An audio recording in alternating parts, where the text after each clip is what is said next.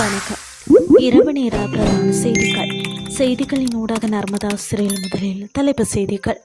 கவுடுள்ள நீர்த்தேக்கத்தின் தாழ்நில பகுதி மக்களுக்கான அறிவிப்பு. அனர்த்தத்தால் பாதிக்கப்பட்ட தென்னை மரங்கள் பொதுமக்களுக்கு கோரிக்கை. அமெரிக்காவில் சடலமாக மீட்கப்பட்ட காலிவுட் இயக்குனர் அவரது மனைவி. இனி விரிவான செய்திகள். கவுடுள்ள நீர்த்தேக்கத்தின் வான்கதவுகளை திறக்க உள்ளதால் மக்கள் அவதானமாக இருக்குமாறு நீர்ப்பாசன திணைக்களம் வேண்டுகோள் விடுத்துள்ளது. இதன் மூலம் செகனுக்கு 500 கன அடி நீரை கடுள்ள ஓயாவிற்கு விடுக்க எதிர்பார்ப்பதாக அந்த திணைக்களம் குறிப்பிட்டுள்ளது.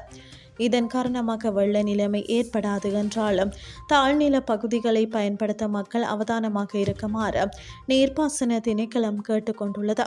இதேவேளை கிழக்கில் இருந்தான ஒரு அலை வடிவ காற்றின் தாக்கம் காரணமாக நாட்டின் வடக்கு மற்றும் கிழக்கு பகுதிகளில் தற்போது நிலவும் மழை நிலைமை அடுத்த சில நாட்களுக்கு தொடரும் என எதிர்பார்க்கப்படுவதாக வளிமண்டலவியல் திணைக்களம் எதிர்வு கூறியுள்ளது.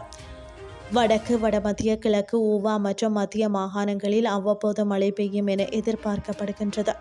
கிழக்கு மற்றும் மத்திய மாகாணங்களிலும் பதுளை மற்றும் பொலனறுவை மாவட்டங்களிலும் சில இடங்களில் 100 மில்லிமீட்டருக்கும் அதிகமான பலத்த மழை வீழ்ச்சி எதிர்பார்க்கப்படுகிறது. டிட்வா சூறாவளியால் அழிக்கப்பட்ட தென்னை மரங்கள் குறித்த தகவல்களை டிசம்பர் 25ஆம் தேதிக்குள் வழங்குமாறு பொதுமக்களுக்கு கோரிக்கை விடுக்கப்பட்டுள்ளது.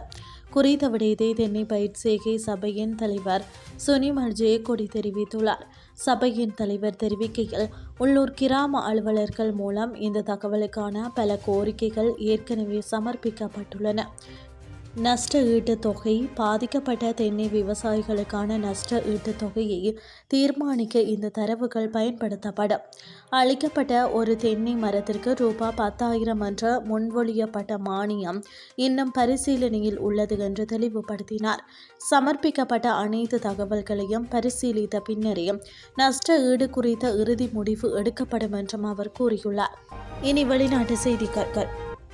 பிரபல காலிவுட் இயக்குனர் ராப் ரெய்னர் மற்றும் அவரது மனைவி மிச்சல் ரெய்னர் ஆகியோர் உயிரிழந்த சம்பவத்தில் அவர்களது மகன் நிக் ரெய்னர் கொலை குற்றச்சாட்டில் கைது செய்யப்பட்டுள்ளார் என சில சர்வதேச ஊடகங்கள் தகவல் வெளியிட்டுள்ளன. லாஸ் ஏஞ்சலஸ் காவல்துறை திணைக்களம் இந்த தகவலை வெளியிட்டுள்ளது. இந்த வழக்கை கொலை பிரிவு விசாரித்து வருவதாக லாஸ் ஏஞ்சலஸ் காவல் பிரிவின் தலைவர் ஜிம் மெக்டொனல் தெரிவித்துள்ளார். இரவு முழுவதும் விசாரணை நடத்தி சந்தேக நபராக நிக் ரெய்னரை கைது செய்ததாகவும் தடுப்பு காவலில் வைக்கப்பட்டுள்ளதாகவும் தெரிவிக்கப்படுகின்றது. விசாரணை தொடர்பாக கூடுதல் விவரங்கள் வெளியிடப்படவில்லை. ரெய்னர் தம்பதியினர் பிரண்ட்வுட் பகுதியில் அமைந்துள்ள அவர்களது வீட்டில் சடலங்களாக மீட்கப்பட்டிருந்தனர். இந்த சம்பவம் குறித்த விசாரணைகளின் போது சந்தேகத்தின் பேரில் அவர்களது மகன் நிக் கைது செய்யப்பட்டதாக காவல்துறையினர் தெரிவித்துள்ளனர். இத்துடன் செய்திகள் யாவும் நிறைவடைகின்றது. அடுத்த காலை 8:30 எதிர்பாருங்கள். நன்றி.